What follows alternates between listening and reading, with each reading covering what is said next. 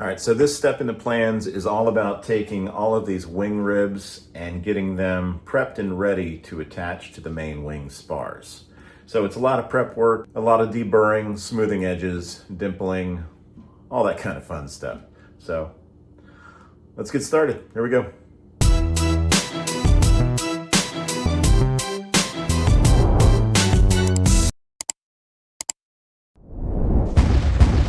Like most of the airplane build, attaching the wing ribs to the main spar begins with separating a few pieces of stamped aluminum into their individual components. In this case, this includes the flap hinge ribs, and then a couple pieces of angle and some spacers, which will all later be used in the torque tube support assembly. Following the separation, the individual parts have all of their edges smoothed and deburred using the 3M wheel. A few other parts that need to be deburred at this point are the torque tube support brackets and the flap hinge brackets. As you can see from the diagram, the bulk of the parts for the aft section of the wing are 14 ribs for each wing, and they all require several steps of preparation before they're fitted to the main spar. The first step in that process is making sure all of the flanges are bent to a 90-degree angle to the webs of each rib. Prep work, especially when it comes to ribs like this for a wing or some other part of the airplane, is focused on getting edges straight, deburring things, fluting the holes to line those all up. And one of the things that it starts with is making sure that the flanges out here are at 90 degrees to the web on the inside. The traditional way to do it is by hand with a hand seamer, where you just bend along the edges and then periodically check, make sure you're at 90 degrees on the bends. But there is a faster way to do it. It involves building one of these contraptions. So let me show you how I built it and how it works. So the idea here is, well, it's pretty simple and it's pretty ingenious, really. What you do basically is you've got a 2x4 mounted on another piece of wood here, and then this little wooden handle. And you've got an 11-degree slope cut into this block here, and then you've got about a 22-degree slope cut into that block. And that's so that when this block is down here, you can clear all the internal structure of the ribs as you're working on them. But the idea here is that you take your rib and you put it in here, and then this block gets pulled down against the flange of the rib. The reason that you have an 11-degree undercut in there is so that you actually pull the flange just a little bit beyond the 90 degrees so that when it snaps back, it goes right to the 90-degree point. People over the years and on the forums that I've read have experimented with some different angles, and it seems that 11 degrees is the sweet spot for it to snap back right at the 90-degree point. So that's what I went with. And yeah, the couple test runs that I did, it seems like it works pretty well. And then by the time you've gone all the way around it, you should have a nice 90-degree bend all the way around, consistent on each one of those flanges. So that's how it works. Here's how I built it. So as far as I can tell, the credit for this contraption here belongs to a guy named Bill Gast. He was the first guy to come up with this design. There's been a lot of variations over the years on it. I found a link on a Vans Aircraft forum for this design based on his design. I'll provide a link in the description below for anybody who wants that with the specs on it. Here are the parts that you'll need for this specific design. I found pretty much everything at my local Lowe's. A 6-inch by 20-inch 3/4 piece of MDF or plywood to be used as a base plate, a 12-inch 2x4, a stick of oak or some other hardwood, about 1.5 inches on a side and about 30 inches long, a 3/16 by 1-inch flat bar stock, about 36 inches long, 2/4 inch by 20 by 2.5-inch bolts, 2/4 inch nylock nuts, 4/4 inch washers, a few 2-inch and 3-inch wood screws. I first cut the bar stock into two 12-inch lengths. After slightly rounding the edges with the 3M wheel, I clamped the two together in a drill press and then match drill 1/4 inch holes in each end so that they'll line up perfectly.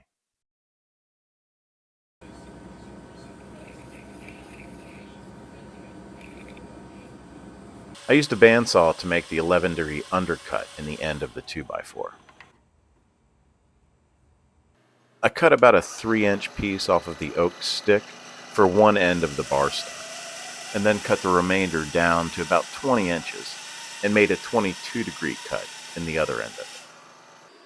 The 2x4 gets attached to the plywood base using some 2-inch wood screws, and also I used a little bit of wood glue here just to make it a little bit stronger.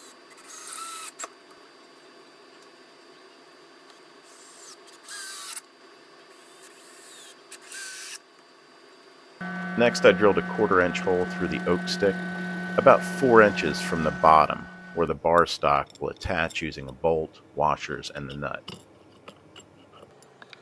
Just be careful not to over tighten the nut. You want to allow the arms to move freely.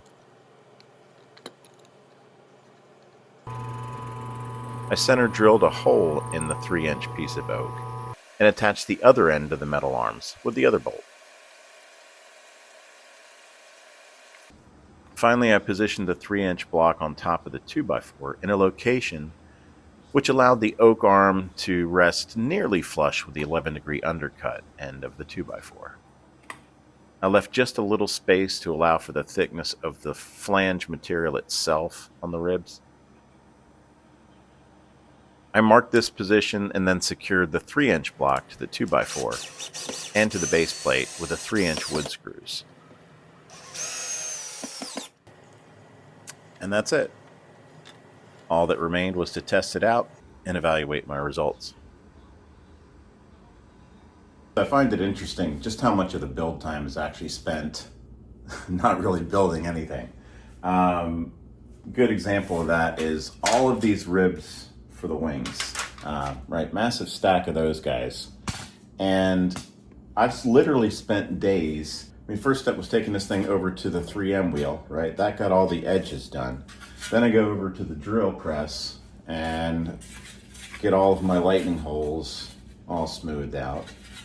Then I spend hours and days sitting at the table with my little Dremel tip and sandpaper getting into all these little tiny edges. And then I get the flute to put all these holes in a nice straight line.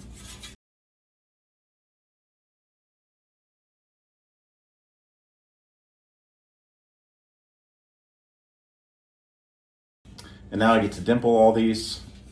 And after all of that's done, then we actually start some assembly process on it.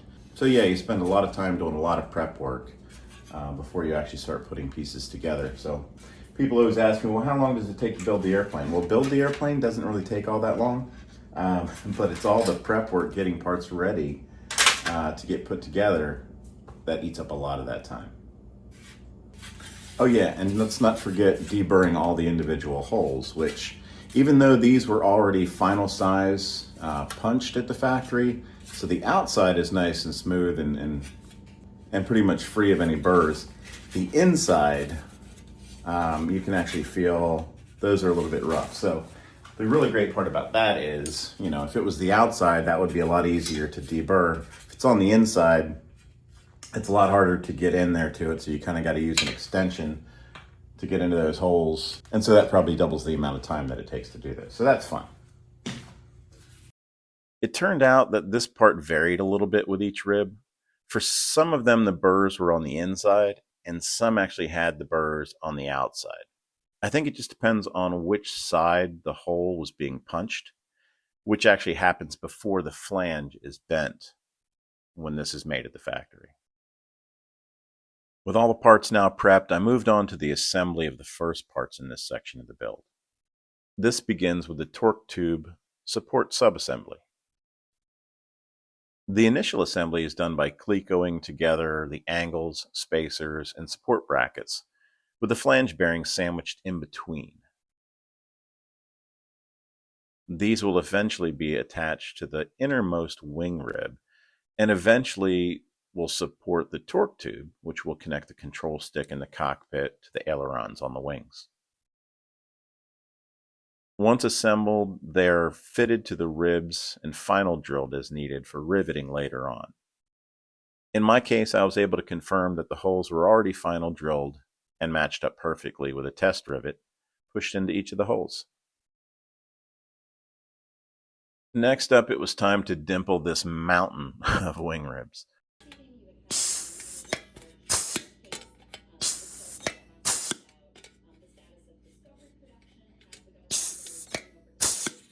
The plans call out to only dimple the holes in the bottom flanges of the ribs at this time. Also, there's a note in the plans to be careful not to dimple the first hole in the flange, as that will actually slip under the flange of the main spar and doesn't need to be dimpled. The orientation of each rib is very specific. Some flanges will face inboard and some will face outboard. So I made the decision at this point to organize the ribs by numbering them for each wing. Starting from the root, working my way out to the wingtip, I numbered them left 1 through 14 and right 1 through 14 on each rib. And I also added the same numbering system to the plans themselves just for clarity. This makes things a lot easier to make sure everything gets properly drilled and attached to the main spar later on in the build. 2 ribs on each wing will eventually support the wing flaps. So to create the flap hinge assembly, the flap hinge brackets and the flap hinge ribs are stacked onto the rib, where their holes are actually used to match drill corresponding holes in the wing ribs themselves.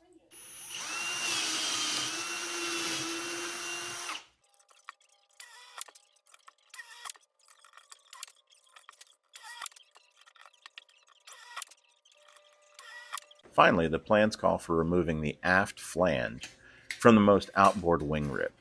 This is carefully done so as to remove the flange itself, but still preserve the flange radius.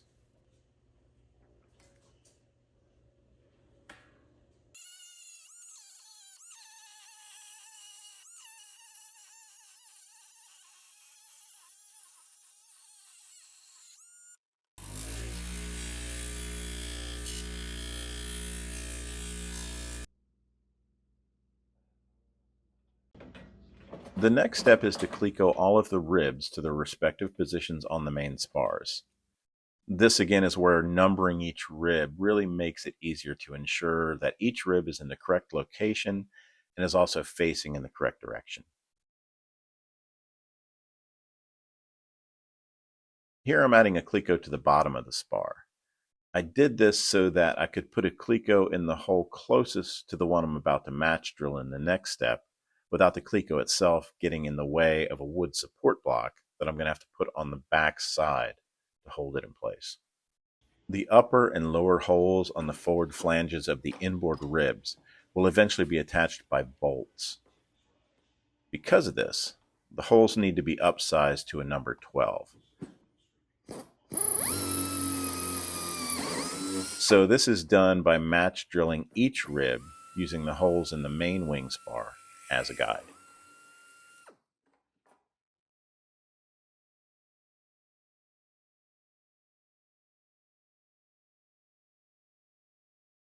The last task before priming everything is to drill some system holes in the wing ribs, and also upsize some system holes to their final size per the plans. Some holes are 3/8, some 7/16, and others are 1/2 inch.